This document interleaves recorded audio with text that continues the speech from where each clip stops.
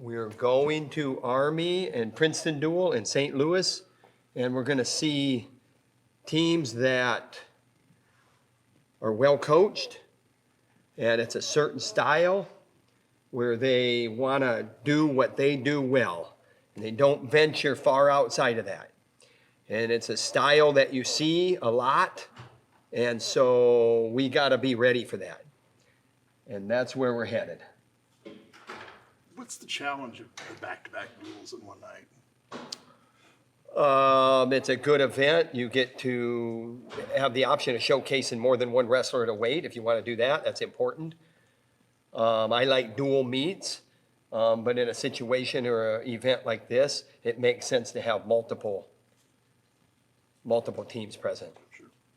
It's a unique opportunity where you wrestle two East Coast teams in Missouri. I guess how does something like that even come about necessarily? It's just a unique thing. It's with Journeyman, a great wrestling company.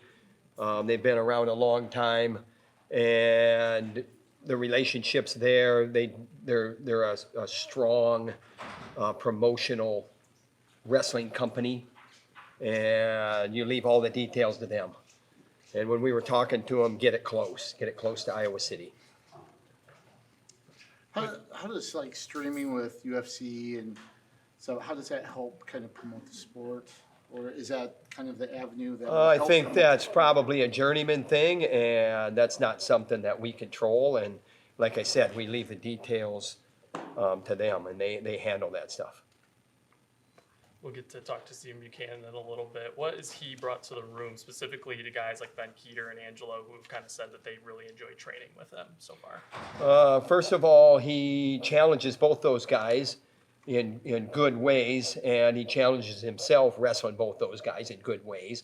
So that's a natural. And then the other part is he's a pretty doggone good teammate, and just a good all-around guy with good character and qualities that really you want on your team, but not just because he's a good guy, but because he's also a winner.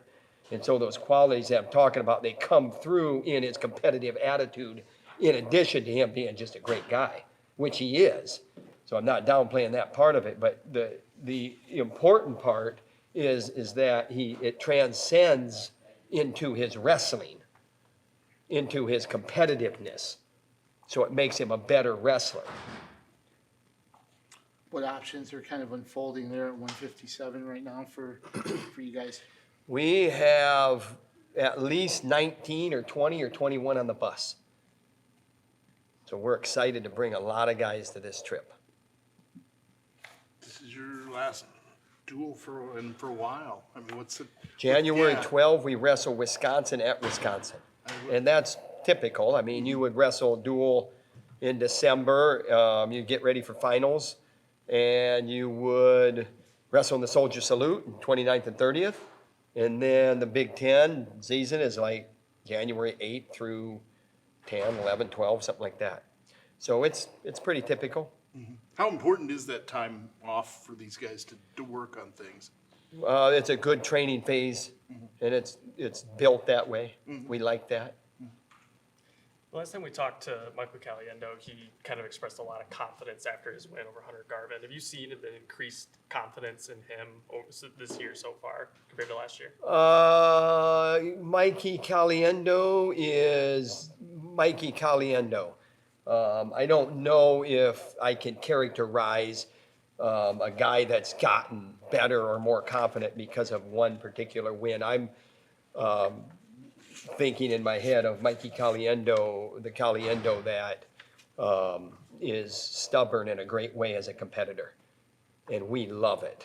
And we love his drive and his pursuit to be as good as he can be every time out in the mat. So I'm not sure that, one match necessarily, parted the clouds in his career or whatever. That actually, if you ask him and anybody that knows his ability, that match probably was not a representation of who he is. He's a guy that moves his feet, he's athletic, and he got stung, in that same, drop down and grab the foot, hold, and so he learned. And, you know, he was asleep at the wheel, I think I remember saying, and he woke up. He woke up.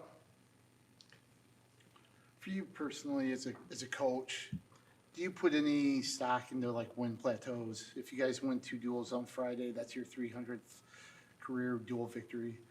I have no idea on that stuff, so. Does it matter? I mean, Sometimes you're aware of it more. On this one, this is the first time I've heard that. That's not a big deal. What's the big deal is that we got a lot of work to do, and we got a lot of guys in that wrestling room that like doing the work and get better every day. So that's the most important thing. From there, we got to keep getting better. All these guys are coming in right now. Coming in.